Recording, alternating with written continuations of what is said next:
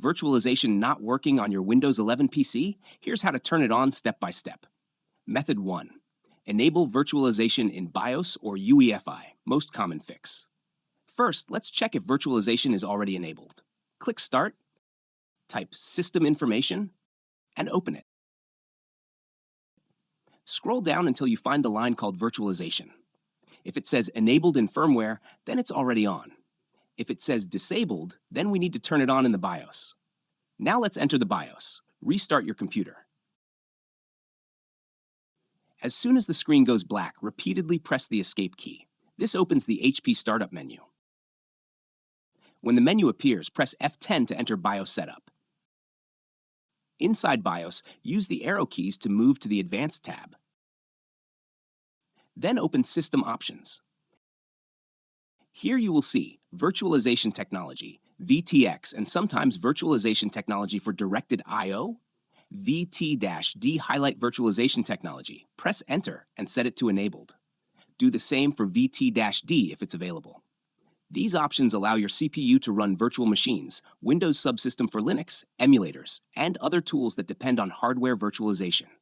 Once both options are enabled, press F10 to save and exit. Your computer will restart with virtualization turned on.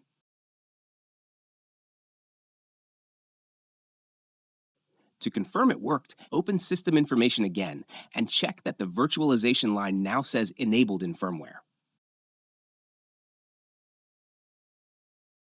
Method 2. Turn on Windows virtualization features. Even if the BIOS is correct, Windows may still have some features disabled. Press the Windows key, type Windows Features, and open Turn Windows Features on or off. Look for these items and enable them. Hyper-V, Virtual Machine Platform, and Windows Hypervisor Platform. These features help Windows use virtualization properly. Tick the boxes, click OK, and restart when asked. Optional, if your virtualization software complains about security conflicts, open Windows Security. Go to Device Security and check Core Isolation Details. If memory integrity is blocking virtualization, you can temporarily turn it off. Only do this if your app specifically requires it. Method 3. Advanced fix using DISM and SFC. If virtualization still doesn't work, system files might be damaged. Right-click Start and choose Windows Terminal Admin. First, repair the Windows image, DISM /online/, cleanup -image /restore health, then press Enter. When that completes, run System File Checker, SFC /scan, then press Enter.